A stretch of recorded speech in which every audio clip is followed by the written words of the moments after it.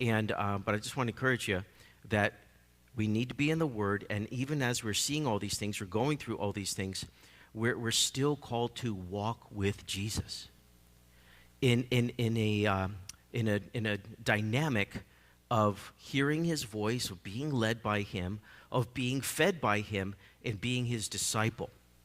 Okay? And that means we're growing, we're listening, we're learning. The disciple, the word mathetes in the Greek, when it talks about Jesus' disciples in the Gospels, it means somebody that would be watching and listening and learning, okay?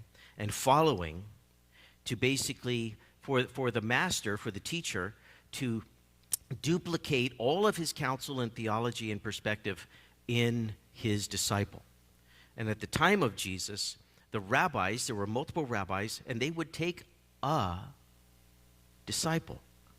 And they would do their ministry, and they would achieve popularity, and they would get financial support, and they would, just go around and go, yes, this rabbi. And that's what Jesus, one of the things Jesus was referring to when he said, you have heard men say, and this, they would quote each other, and they would refer to each other. This rabbi says that. This rabbi says that.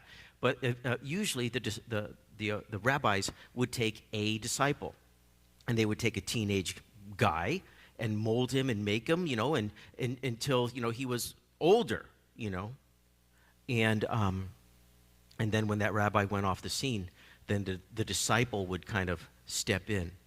And if a rabbi was like big time, if he was like popular and well respected and significant and substantial, he would take 2 disciples. And Jesus took 12.